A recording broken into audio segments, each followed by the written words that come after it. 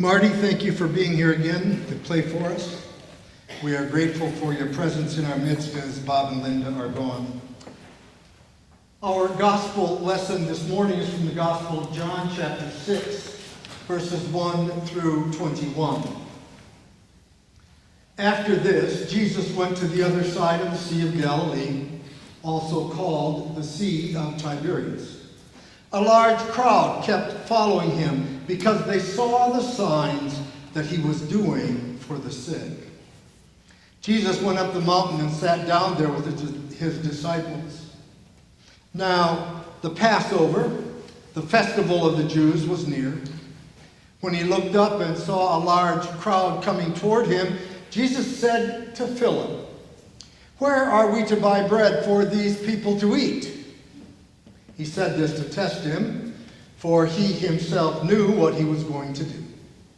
Philip answered him, 6 months' wages would not buy enough bread for each of them to even get a little. One of his disciples, Andrew, Simon Peter's brother, said to him, "There is a boy here who has 5 barley loaves and 2 fish, but what are they among so many?"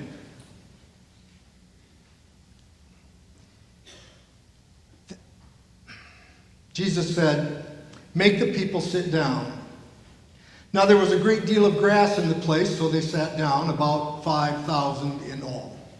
Then Jesus took the loaves, and when he had given thanks, he distributed them to those who were seated. So also the fish, as much as they wanted. When they were satisfied, he told the disciples, "Gather up the fragments left over so that nothing will be lost."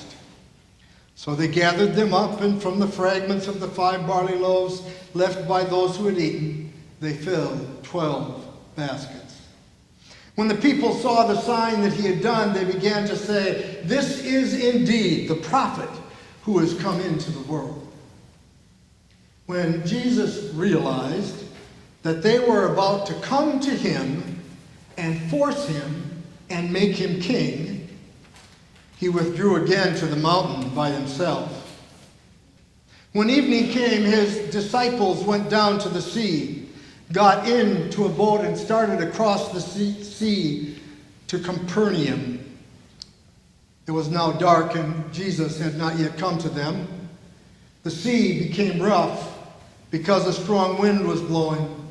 When they had rowed about 3 or 4 miles, they saw Jesus walking on the sea and coming near the boat, and they were terrified. But he said to them, "It is I. Do not be afraid." Then they wanted to take him into the boat, and immediately the boat reached the land toward which they were going. I imagine that those of us who have grown up going to church, we have a favorite Bible story. Maybe it is Moses and his wicker basket, or David and Goliath. Perhaps it was Elijah and the prophets of Baal, or Jesus walking on the water, as John describes here at the end of his stories. For me, it was the first story we read this morning from the Gospel of John. I think that my childhood love of this story was because of the boy and the fish. I loved to fish as a boy. Still do. I'd love to catch once in a while. And I loved the idea that Jesus could use 2 fish to feed thousands. Perhaps I had hoped that Jesus would use my fish someday. Well, he hasn't. I haven't caught 2 that big. But the story remains a favorite. A favorite because it is a story of scarcity and abundance. What the disciples saw as they looked across the crowd of 5,000 was scarcity. All they could find was 2 fish and 5 loaves of bread. And when Jesus looked across the crowd and the 2 fish and the 5 loaves of bread, Jesus saw abundance. That is the way with God. God always sees abundance. Too often, however, we allow scarcity to keep us from participating in God's abundance.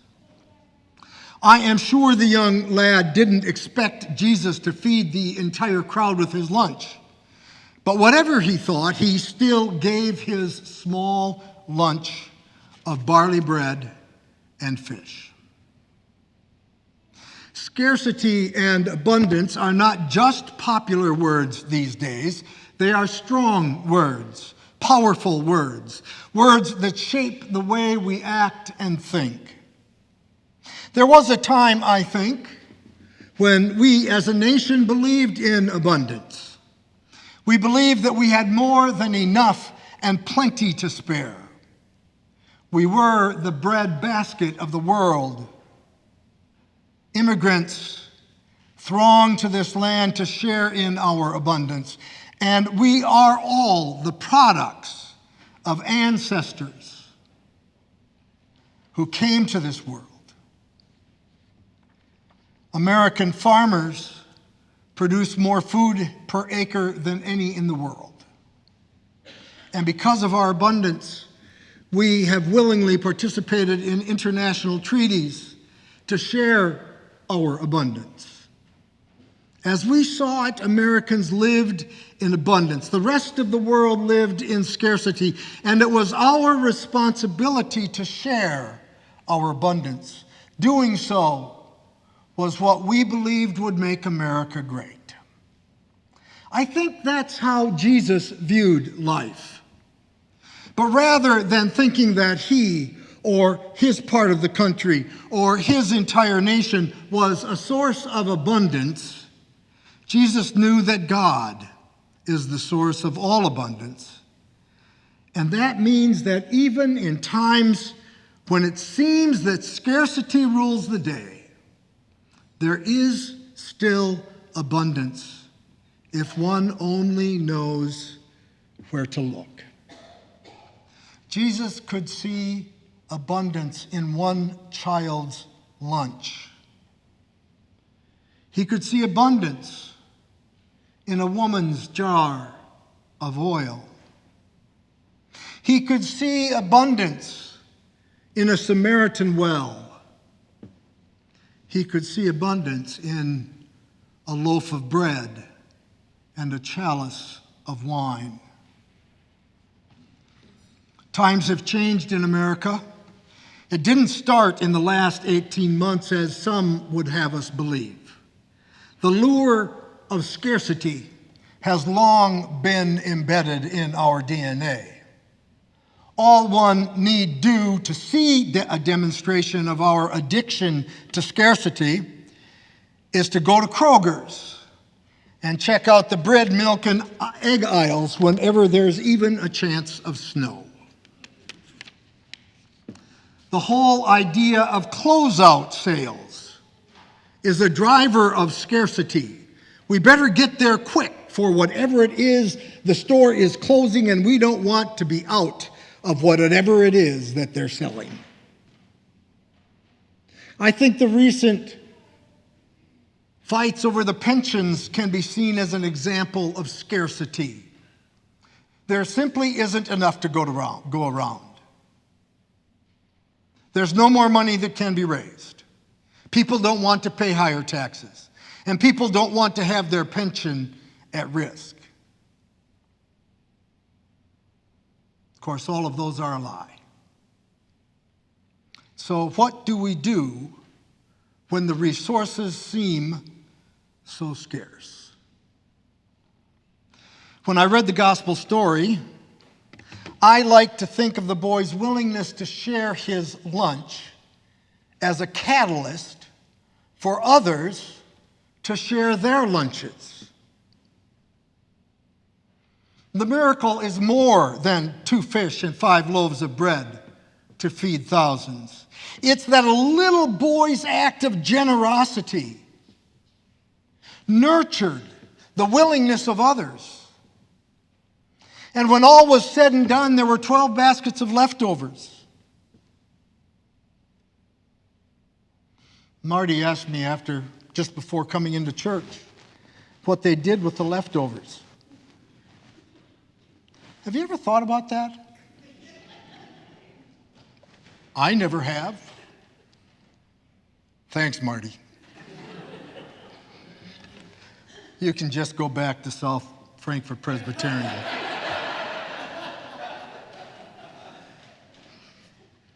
With the boy's small gesture, abundance arose where scarcity had its stranglehold. I think our addiction to scarcity is perhaps more prevalent today than ever before. There is a scarcity in our schools for safety. So we want to add more security forces and arm our teachers with weapons. There is a scarcity of energy in this country. So we lower our environmental protections and allow the historic energy producers to have free rein. There's a scarcity of health care. So we must segregate those who are healthy enough and wealthy enough to participate in health care from those who are too costly or too poor. There's a scarcity of jobs in America. So we must stop illegal aliens from coming in and taking our jobs. And it is scarcity that drives the foreign policy that keeps us wealthy while impoverishing those who truly live in scarcity. We have lost all sense of America as a place and a people of abundance. And this is not new. This has been going on for generations.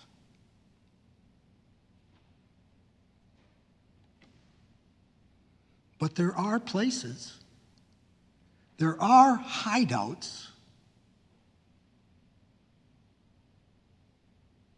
which truly seek to live abundantly, seek to live abundantly in contrast to the vicious addiction of scarcity.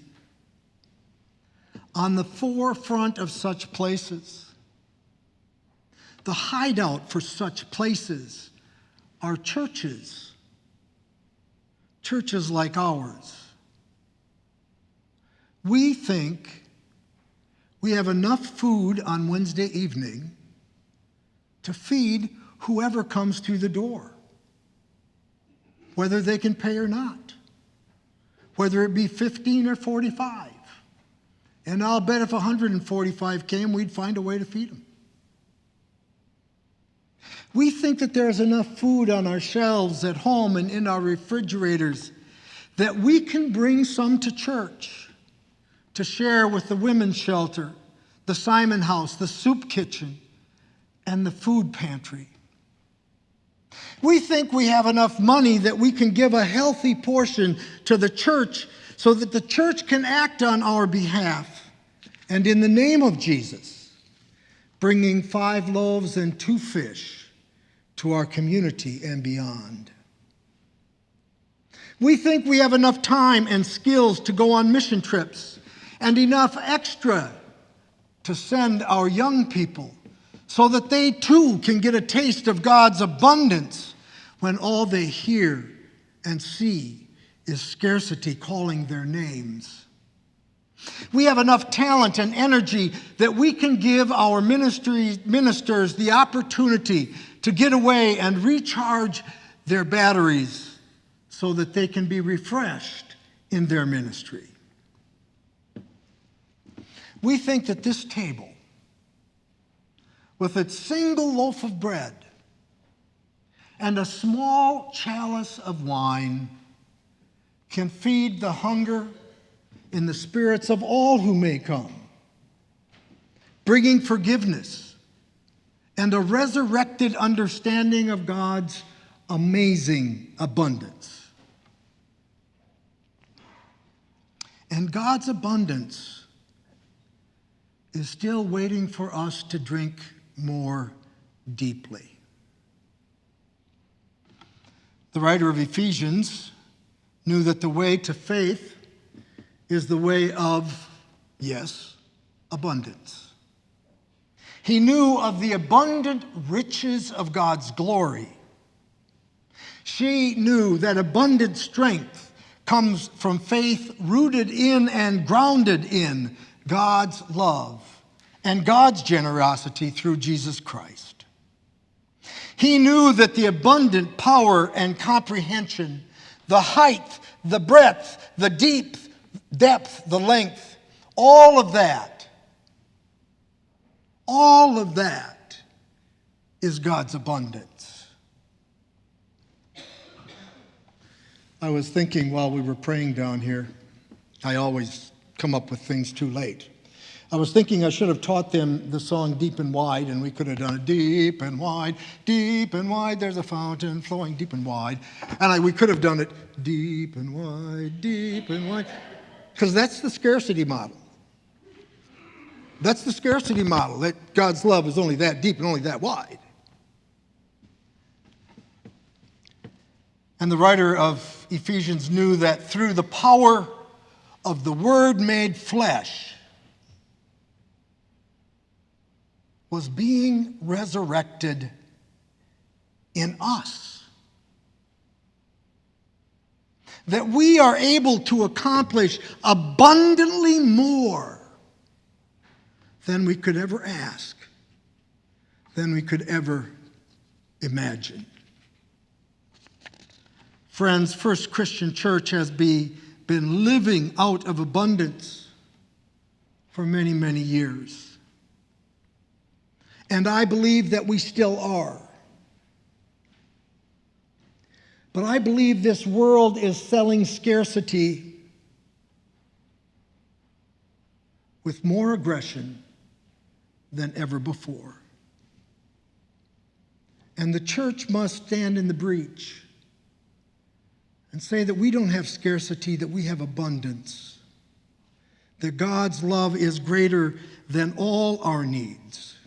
If we will but grow in our understanding and participate in God's endless abundance. If we will allow God's Spirit to fall afresh on us, molding us, making us, filling us, using us, so that our neighbors down the street and our neighbors around the world will know that when all they see is scarcity, that it only takes a child with 2 fish and 5 loaves to show them that God is present and God makes abundance out of nothing. Thanks be to God.